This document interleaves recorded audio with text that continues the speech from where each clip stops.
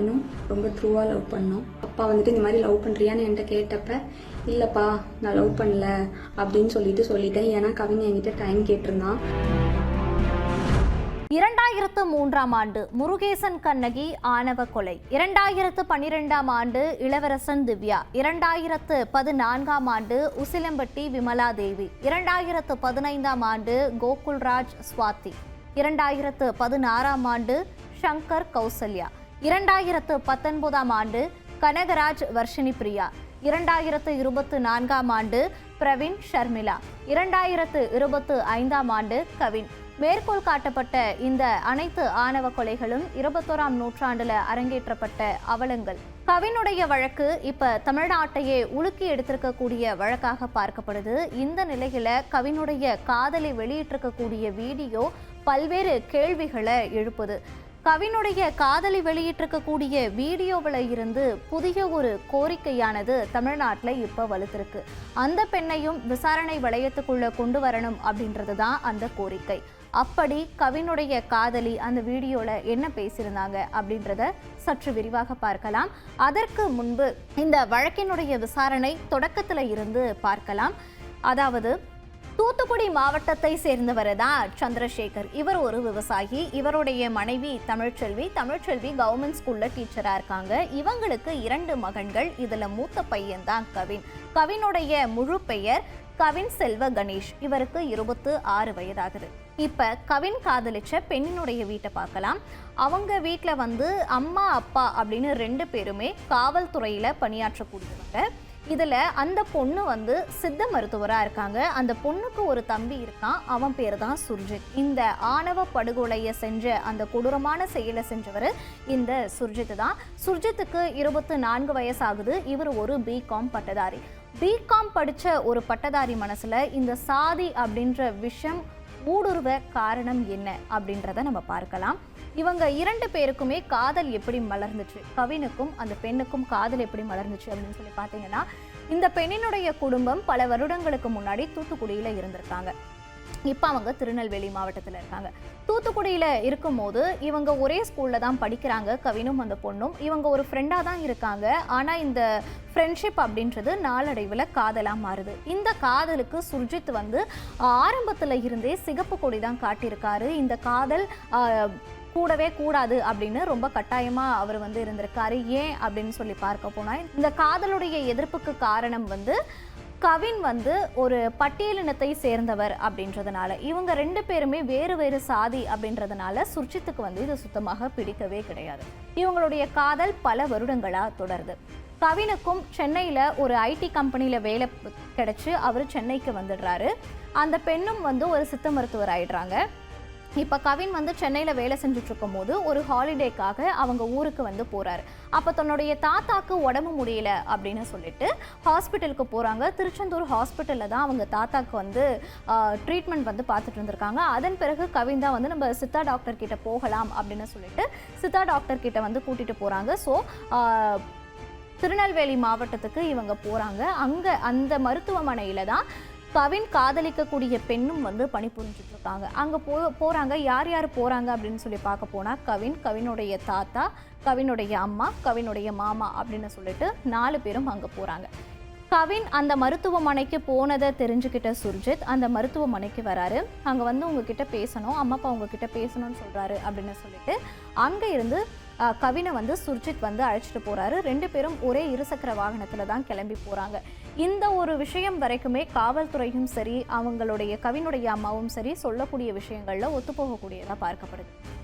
இப்போ இதில் இன்னொன்று முக்கியமாக என்ன பார்க்கணும் அப்படின்னு சொன்னால், அதன் பிறகு இவங்க 2 பேருக்கும் வாக்குவாதம் ஏற்பட்டிருக்கு. இதில் அந்த மருத்துவமனை இருக்கக்கூடிய இடத்துல இருந்து அப்படியே பக்கத்து தெருவில் தான் இந்த ஆணவ படுகொலை அப்படின்றது அரங்கேற்றப்பட்டிருக்கு அப்படின்னு சொல்லிட்டு காவல்துறை தரப்பில் இருந்தும் சொல்லப்படுது, அவங்க அம்மா தரப்பில் இருந்தும் சொல்லப்படுது. இப்போ என்னன்னு பார்த்தீங்கன்னா, அவங்க அம்மா என்ன சொல்கிறாங்கன்னா, நாங்கள் வந்து அந்த ஹாஸ்பிட்டலுக்கு போனோம், நாங்கள் ட்ரீட்மெண்ட் பார்த்துட்டு இருக்கும்போது சுர்ஜித் வந்து தான் என் பையனை வந்து கூட்டிகிட்டு போனான். ட்ரீட்மெண்ட் முடிஞ்சு நாங்கள் வெளியே வந்து வெயிட் பண்ணிட்டு இருந்தோம். ரொம்ப நேரம் ஆகியும் என் பையன் வரவே இல்லை. தொலை தூரத்தில் இவங்க பேசிகிட்டு இருக்கிறத பார்த்துட்டு நான் என் பையனை நோக்கி நடந்து போனேன். அப்போ சுர்ஜித் என்னை நோக்கி அசிங்கமான வார்த்தைகளில் வந்து திட்டினா. அதன் பிறகு என் பையனை மறைச்சு வச்சிருந்த கத்தியை கொண்டு சரமாரியாக வெட்டி ஆணவ படுகொலை செஞ்சுட்டான் அப்படின்னு சொல்லிட்டு கவினுடைய அம்மா வந்து சொல்கிறாங்க. இந்த ஆணவ கொலை நடந்தது இப்படிதான். ஓகே, இதையடுத்து காவல் ஆணையர் சுரேஷ் மற்றும் ஆய்வாளர் காசி பாண்டியன் அந்த சம்பவ இடத்துக்கு வந்து கவினுடைய உடலை கைப்பற்றி பாளையங்கோட்டை அரசு மருத்துவமனைக்கு போஸ்ட்மார்ட்டம்காக அனுப்பி வைக்கிறாங்க. அதன் பிறகு அந்த இடத்துல இருக்கக்கூடிய சிசிடிவி காட்சிகளை எல்லாம் ஆய்வு செய்கிறாங்க. அந்த சிசிடிவி காட்சிகளில் நடந்தது எல்லாம் தெளிவாக காட்டப்படுது. சுர்ஜித் தான் இந்த ஆணவ படுகொலையை அரங்கேற்றின அந்த கொடூரன் அப்படின்றது கண்டுபிடிக்கப்படுது. சுர்ஜித்தை வந்து கைது செய்கிறாங்க. அதன் பிறகு சுர்ஜித் வந்து வாக்குமூலம் கொடுக்குறாங்க. கவின் வந்து ஒரு பட்டியலினத்தை சேர்ந்தவன், அதனால எனக்கு இந்த காதல் வந்து பிடிக்கவே இல்லை. நான் என்னுடைய அக்கா கிட்ட பல முறை நான் வந்து சொல்லிட்டேன், எச்சரிக்கை விடுத்துட்டேன், இந்த காதல் கூடாது, இது திருமணம் வரைக்கும் எல்லாம் போகக்கூடாது, அவன்கிட்ட பேசுறதை நிறுத்திக்கோ அப்படின்னு சொல்லிட்டு நான் பல முறை என்னுடைய அக்காவுக்கு வந்து எச்சரிக்கை விடுத்தேன். ஆனால் அவள் கேட்கவே இல்லை அப்படின்ற ஒரு விஷயத்த இந்த சுர்ஜித் வந்து சொல்கிறான். அதே போல் நான் கவினையும் நிறைய வாட்டி மிரட்டியிருக்கேன் அப்படின்னு சொல்லிட்டு சுர்ஜித் தன்னுடைய வாக்குமூலத்தில் சொல்கிறாங்க. அதன் பிறகுதான் இந்த கவின் வந்து அந்த சித்தா மருத்துவமனைக்கு போயிருக்காங்க. அதை தெரிஞ்சுக்கிட்டு தான் நான் வந்து அந்த மருத்துவமனைக்கு போனேன். அங்கே போயிட்டு கவினை வந்து கூட்டிகிட்டு வந்து நான் இந்த மாதிரி கொலை பண்ணிட்டேன் அப்படின்னு சொல்லிட்டு கவின் தன்னுடைய வாக்குமூலத்தில் ஒப்புக்கொள்கிறாரு அவர் செஞ்ச ஒரு குற்றத்தை. அதையடுத்து சுர்ஜித் மீது வழக்குகள் வந்து பதியப்படுது. கொலை வழக்கு, சாதிய வன்கொடுமை வழக்கு, தடுப்புச் சட்டம் உள்ளிட்ட 4 பிரிவுகளின் கீழ் அவர் மீது வழக்கு பதியப்படுது. குண்டா சட்டமும் சுர்ஜித் மீது பாயுது. போஸ்ட்மார்ட்டம் செய்யப்பட்ட கவினுடைய உடலை பெற்றோர்கள் இன்னும் வாங்கிக்கவே இல்லை. அவங்க அம்மாவும் அப்பாவும் என்ன சொல்றாங்கன்னு பார்த்தீங்கன்னா, இந்த ஆணவ படுகொலையில வந்து வெறும் சுர்ஜித் மட்டும் ஈடுபடலை, சுர்ஜித்தினுடைய அம்மாவும் அப்பாவும் ஈடுபட்டு இருக்காங்க அப்படின்னு சொல்லிட்டு ஒரு குற்றச்சாட்டை முன்வைக்கிறாங்க. அது மட்டும் இல்லாம அந்த காவல் ஆய்வாளர் காசி பாண்டியனுக்கும் இதுல தொடர்பு இருக்கு அப்படின்னு சொல்றாங்க. காசி பாண்டியனுக்கு ஏன் தொடர்பு இருக்குன்னு அவங்க அப்பா சொல்றாரு அப்படின்னு சொல்லி பார்த்தீங்கன்னா, காசி பாண்டியனுக்கு இதற்கு முன்பு அவர் மேல வந்து புகார்கள் வந்த வண்ணம் இருந்திருக்கு. அதாவது ஒரு கொலைகேஸில் வந்து இவர் கட்ட பஞ்சாயத்து செய்ததாக ஒரு புகார் வந்து காசி பாண்டியன் மேல இருந்திருக்கு. அதனால அவர் மீது வந்து துறை ரீதியான நடவடிக்கை எடுக்கப்பட்டு பணியிடை நீக்கம் செய்யப்படுறாரு. 2 வருடங்களுக்கு பிறகு அவர் இப்போதான் காவல்துறையில வந்து திரும்ப ரீஜாயின் பண்ணதாகவும் தகவல் வந்து கிடைக்கப்பெற்றிருக்கு. அதனாலையும் இந்த விஷயத்திலையுமே அவர் வந்து கட்ட பஞ்சாயத்துல ஈடுபட்டதாக கவினுடைய அப்பா வந்து ஒரு குற்றச்சாட்டை காவல் ஆய்வாளர் காசி பாண்டியன் மீது முன்வைக்கிறாரு. காசி பாண்டியன் மீதும் நடவடிக்கை எடுக்கணும். அதே போல அந்த பெண்ணினுடைய பெற்றோர்கள் மீதும் நடவடிக்கை எடுக்கணும். அவங்களுடைய தூண்டுதலின் பேர்ல தான் சுர்ஜித் வந்து என்னுடைய பையனை ஆணவ படுகொலை செஞ்சிருக்கான் அப்படின்னு சொல்லிட்டு பெற்றோர்கள் 2 பேருமே வந்து இந்த ஒரு குற்றச்சாட்டை முன்வைக்கிறாங்க. 2 பேரையுமே நீங்க எப்ப கைது பண்றீங்களோ அப்பதான் என்னுடைய மகனோட உடலை வந்து நான் வாங்கிக்குவேன் அப்படின்னு சொல்றாங்க. இந்த வழக்கு வந்து CBCID வசம் இப்போ ஒப்படைக்கப்பட்டிருக்கு. ஆனா இந்த வீடியோ எடுக்கிற இந்த நிமிஷம் வரைக்கும் கவினுடைய உடலை வந்து பெற்றோர்கள் வாங்கிக்கல அப்படின்றது முக்கியத்துவம் வாய்ந்த ஒரு விஷயமாக பார்க்கப்படுகிறது. இதையடுத்து சுர்ஜித்தினுடைய அம்மாவும் அப்பாவும் காவல்துறை விசாரணை வளையத்துல தான் இருக்காங்க. சுர்ஜித்தினுடைய அப்பா வந்து 30ஆம் தேதி ஜூலை மாதம் காவல்துறையால இரவு நேரத்துல கைது செய்யப்படுறாரு. அம்மாவை கைது செய்யறதுக்கு வந்து வாய்ப்புகள் இல்லை அப்படின்னு காவல்துறை தரப்புல இருந்து சொல்லப்பட்டிருக்கு. அப்ப எதுக்கு அப்பாவை மட்டும் இப்ப கைது பண்ணிருக்காங்க அப்படின்னு சொல்லி கேட்டா, இவங்க 2 பேருக்கும், அதாவது சுர்ஜித்துக்கும் அவங்க அப்பாவுக்கும் இந்த படுகொலை சம்பந்தமாக ஏதேனும் கான்வர்சேஷன் நடந்திருக்கலாம் அப்படின்ற ஒரு சந்தேகத்தின் அடிப்படையில் அவரை நாங்கள் இப்போ கைது பண்ணியிருக்கோம் அப்படின்னு சொல்லிட்டு காவல்துறை தரப்புல இருந்து சொல்லப்பட்ட ஒரு தகவலாக பார்க்கப்படுது. ஆனால் அம்மாவுக்கு இதில் சந்தேகம் இல்லை. அப்படி இந்த விசாரணையில் அம்மாவுக்கும் சந்தேகம் இருக்கும் அப்படின்னு சொல்லக்கூடிய பட்சத்தில் அவர்கள் மீதும் நடவடிக்கை எடுக்கப்படும், அவரும் கைது செய்யப்படுவார் அப்படின்னும் காவல்துறை தரப்புல இருந்து சொல்லப்பட்டிருக்கு. இவ்வளவு விஷயம் இப்போ நடந்துட்டு இருக்கும் போது, இந்த வழக்கு ஒட்டுமொத்த தமிழ்நாட்டையுமே புரட்டி போட்டிருக்கும் போது கவினுடைய காதலி ஒரு வீடியோ வந்து வெளியிடுறாங்க. இந்த வீடியோ தான் இப்போ மிகவும் அதிர்ச்சிக்குள்ளாக்கி இருக்கக்கூடிய ஒரு விஷயமாக பார்க்கப்படுது. அந்த வீடியோவில் அவங்க சொன்ன ஒவ்வொரு வார்த்தையும் நம்ம உற்று கவனிக்கக்கூடியதாக பார்க்கப்படுது. நானும் கவினும் ரொம்ப ட்ரூவாக லவ் பண்ணோம். எங்கள் அப்பா அம்மாவுக்கு இதில் எந்த சம்மந்தமே கிடையாது, அவங்களுக்கு தெரியாது. இதை இதோட விட்டுருங்க.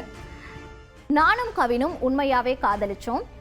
எங்களுக்கு செட்டில் ஆக கொஞ்சம் டைம் தேவைப்பட்டுச்சு. மே மாதம் 30ஆம் தேதி சுர்ஜித்தும் கவினும் ஃபோன் காலில் பேசிக்கிட்டாங்க. இது எனக்கு நல்லாவே தெரியும். இதையடுத்து சுர்ஜித் வந்து எங்கள் அப்பா கிட்டே எங்கள் லவ் மேட்டர் சொல்லிட்டாங்க. என் அப்பா வந்து என்கிட்ட நீ காதலிக்கிறியான்னு கேட்டப்ப நான் இல்லைன்னு சொல்லிட்டேன். ஏன்னா கவின் வந்து செட்டில் ஆகணும் அப்படின்னு சொல்லிட்டு ஒரு 6 மாதம் டைம் கேட்டிருந்தாங்க. 6 மாதத்துக்கு பிறகு இதை வீட்டில் சொல்லிக்கலான்னு சொன்னாங்க. அதனால நான் கவினை காதலிக்கலைன்னு சொல்லிட்டேன் அப்படின்னு சொல்லிட்டு அந்த காதலி தன்னுடைய வீடியோ பதிவில் சொல்லியிருந்தாங்க. இந்த விஷயத்தில் தான் நம்ம ஒன்று நோட் பண்ணி பார்க்கணும். கவின் ஆணவ படுகொலை செய்யப்பட்ட பிறகு ஒரு நாளிதழில் வெளிவந்த ஒரு செய்தியாக ஒரு பிட் பேப்பர் வந்து சமூக வலைதளத்தில் ரொம்ப வேகமாக பரவுச்சு. அது என்ன பேப்பர் அப்படின்னு சொல்லி பார்த்தீங்கன்னா, அதில் குறிப்பிட்டிருந்தது தான் கவினை காதலிக்கவே இல்லை என்று காதலி சொல்லியிருக்காங்க அப்படின்ற ஒரு விஷயம் தீயா பரவுச்சு சமூக வலைதளத்தில். இதை வச்சு பல்வேறு தரப்பினரும் பல்வேறு விமர்சனங்களை முன்விச்சாங்க. அப்போ இந்த வீடியோவில் அந்த பொண்ணு வந்து சொல்லியிருக்கிறது அது உண்மைதானே, பொய் இல்லையே அப்படின்ற ஒரு கேள்வியை எழுப்புது அப்படின்னு சொல்லிட்டு பல்வேறு தரப்பினரும் இந்த கேள்வியை சமூக வலைதளங்களில் முன்வச்சுட்டு வராங்க. அதன் பிறகு நம்ம பார்க்க வேண்டியது என்னன்னா, அப்கமிங் மந்த்குள்ளே இப்படி ஆயிடுச்சு. இந்த வார்த்தையை நோட் பண்ணிக்கோங்க. அப்கமிங் மந்த்குள்ளே இப்படி ஆயிடுச்சு. சுர்ஜித் கவினுக்கு கால் பண்ணியிருக்கான். நீங்கள் வந்து பொண்ணு கேளுங்க அப்படின்னு சுர்ஜித் கவின் கிட்ட சொல்கிறார். நீங்கள் வந்து பொண்ணு கேளுங்க, இவ மேரேஜ் ஆகி மூவ் ஆன் ஆனாதான் நான் என்னுடைய ப்ரொஃபஷனை பார்க்க முடியும் அப்படின்னு சொல்லிட்டு சுர்ஜித் கவின் கிட்ட சொன்னதா இந்த பெண் வந்து அந்த வீடியோவில் சொல்லியிருக்காங்க. ஸோ இது எப்படி ஒரு டோனுக்கு கொண்டு போகுதுன்னா, சுர்ஜித் வந்து ஒரு கட்டத்தில் எங்களுடைய லவ்வுக்கு வந்து ஆதரவு சொல்கிறாங்க, அதனாலேயே அவன் வந்து கவினை வந்து வீட்டில் வந்து பொண்ணு கேட்டு கல்யாணம் பண்ணி கூட்டிகிட்டு போ அப்படின்ற டோனில் தான் அவங்க இந்த விஷயத்த சொல்லியிருக்காங்க. ஸோ அவங்க சுர்ஜித்க்கு மறைமுகமாக சப்போர்ட் பண்ணுறாங்களோ அப்படின்ற ஒரு கேள்வியை இது எழுப்புது அப்படின்னு சொல்லிட்டு சமூக வலைதளத்தில் நெட்டிசன்கள் இந்த ஒரு கேள்வியை எழுப்பிக்கிட்டு இருக்காங்க. நான் கவினை 28ஆம் தேதி ஈவினிங் தான் வர சொன்னேன், ஆனால் அவன் 27ஆம் தேதியே வந்துட்டான். அதாவது ஞாயிற்றுக்கிழமையே அவன் வந்துட்டான். நான் 28ஆம் தேதி தான் வர சொன்னேன், முன்கூட்டியே வந்தது எனக்கு தெரியாது. அங்கே அவங்க திடீர்னு வந்து ஃபேமிலியாக வந்து நிற்கிறாங்க. அதன் பிறகு நான் அவங்கள கூட்டிகிட்டு போயிட்டு ட்ரீட்மெண்ட் பார்த்துட்டு ட்ரீட்மெண்ட் விஷயமா பேசிகிட்டு இருக்கும் போதே கவின் வந்து வெளியே வந்து போயிட்டான். அதன் பிறகு தான் நாங்கள் நோட் பண்ணோம் கவின் இங்கே கூட இல்லை அப்படின்றத. கவினுடைய அம்மா அதன் பிறகு ஃபோன் பண்ணுறாங்க. நானும் கவினுக்கு ஃபோன் பண்ணுறேன். கவின் வந்து ஃபோனை எடுக்கலை. அதன் பிறகு இப்படி ஆயிடுச்சு. இதையும் நீங்கள் நோட் பண்ணோம். நடுவில் ஒரு வார்த்தை அப்படி ஆயிடுச்சு, அப்கமிங் மந்த்குள்ளே அப்படி ஆயிடுச்சு, அதன் பிறகு லாஸ்ட்டாக முடிக்கும் போது இப்படி ஆயிடுச்சு. அந்த ஒரு பெண் வந்து தன்னுடைய வீடியோ பதிவில் எந்த ஒரு இடத்துலையுமே கவினை ஆணவ படுகொலை செஞ்சுட்டாங்க, கவினுக்கு இந்த மாதிரி நடந்திருக்க கூடாது, கவின் வந்து ரொம்ப பாவம், கவின் ஒரு அப்பாவி, கவின் ஒரு விக்டிம் அப்படின்ற ஒரு விஷயத்த எந்த ஒரு இடத்துலையுமே அந்த பெண் வந்து தன்னுடைய வீடியோவில் கோட் பண்ணலை அப்படின்றது முக்கியத்துவம் வாய்ந்த ஒரு விஷயமாக பார்க்கப்படுது. என் அம்மாக்கும் அப்பாக்கும் இதில் எந்த ஒரு சம்மந்தமும் கிடையாது, இதை இப்படியே விட்டுடுங்க, எல்லாருமே வந்து வாய்க்கு வந்தபடி பேசுகிறீங்க, என் அம்மாக்கும் அப்பாக்கும் இதில் எந்த ஒரு சம்மந்தமும் கிடையாது, இந்த விஷயத்தை இப்படியே விட்டுடுங்க அப்படின்னு சொல்லிட்டு அந்த ஒரு பெண் சொன்னதும் பலருடைய மனதிலையும் ரணத்தை ஏற்படுத்தியிருக்கு அப்படின்னே சொல்லலாம். தன்னுடைய காதலன் ஆணவ படுகொலை செய்யப்பட்டிருக்கான். நீங்களே ஒரு கட்டத்தில் ஒத்துக்கிறீங்க தன்னுடைய நானும் உயிருக்குயிராக காதலிச்சோம், உண்மையாக காதலிச்சோம் அப்படின்னு. தன்னுடைய காதலன் ஆணவ படுகொலை செய்யப்பட்டு இப்போ இந்த உலகத்தில் உயிரோடையே இல்லை அப்படின்ற ஒரு விஷயத்தை எந்த ஒரு இடத்துலையுமே அந்த பொண்ணு ஏன் பதிவு பண்ணல, இதை இப்படியே விட்டுடுங்க அப்படின்னு சொன்னா தன்னுடைய காதலனுக்கு நியாயம் கிடைச்சாகணும் அப்படின்னு சொல்லிட்டு அந்த பொண்ணுக்கு தோணவே இல்லையா அப்படின்ற ஒரு கேள்வியும் இப்ப தீயா பரவிக்கிட்டு இருக்கு. இந்த பெண் வந்து இப்ப இந்த வீடியோவை ரிலீஸ் பண்ண பிறகு அம்மாவையும் அப்பாவையும் கைது பண்ணணும் அப்படின்ற ஒரு கோரிக்கை தமிழ்நாட்டில் எந்த அளவுக்கு வலுத்த வண்ணம் இருந்துச்சோ இப்ப அதே அளவுக்கு இந்த பெண்ணையும் விசாரணை வளையத்துக்குள்ள கொண்டு வரணும் அப்படின்ற கோரிக்கையும் இப்ப எழுந்திருக்கு. 21ஆம் நூற்றாண்டிலேயும் ஆணவ படுகொலை, நீ வேற சாதி நான் வேற சாதி, நான் உயர்ந்தவன் நீ தாழ்ந்தவன் அப்படின்னு சொல்லிட்டு இன்னும் எத்தனை நாளுக்கு இந்த ஒரு மனப்பான்மையிலேயே வாழ போகிறாங்க. அதுவும் படித்த பட்டதாரியான சுர்ஜித் ஒரு பிகாம் படிச்சிருக்காரு, 24 வயது இளைஞராக இருக்காரு. அவருடைய இன்ஸ்டாகிராம் போஸ்ட் எல்லாம் பார்க்கும்போது அதிர்ச்சி அளிக்கக்கூடியதாக இருக்குது. மார்ச் மாதம் அவர் வெளியிட்டிருந்த போஸ்ட்டில் பார்த்தீங்கன்னா பட்டாக்கத்தியோட விரைவில் அப்படின்னு சொல்லி போட்டிருக்காரு. ஸோ அதை வச்சு பார்க்கும்போது இந்த ஆணவ படுகொலையானது திட்டமிட்டே நடத்தப்பட்டதா அப்படின்ற ஒரு கேள்வியும் எழுது அப்படின்னு சொல்லிட்டு பல்வேறு தரப்பில் இருந்தும் இந்த ஒரு சந்தேக கேள்வியையும் முன்வைக்கிறாங்க.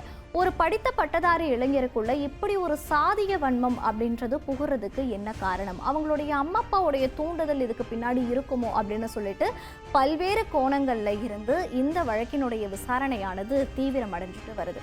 இதில் இன்னும் முக்கியமாக பார்க்கக்கூடியது என்ன அப்படின்னு சொன்னால், டெக்னாலஜிபிளாக எவ்வளவும் வளர்ந்த பிறகும் இன்னமும் இளைஞர்கள் மத்தியில் இந்த சாதிய வன்மமானது கொடிகொண்டு இருக்கிறத இது போன்ற ஆணவ படுகொலைகள் மூலம் வெட்ட வெளிச்சமாகுது அப்படின்னு சொல்லிட்டு பல்வேறு தரப்பில் இருந்தும் விமர்சனங்கள் எழுந்த வண்ணம் இருக்கு.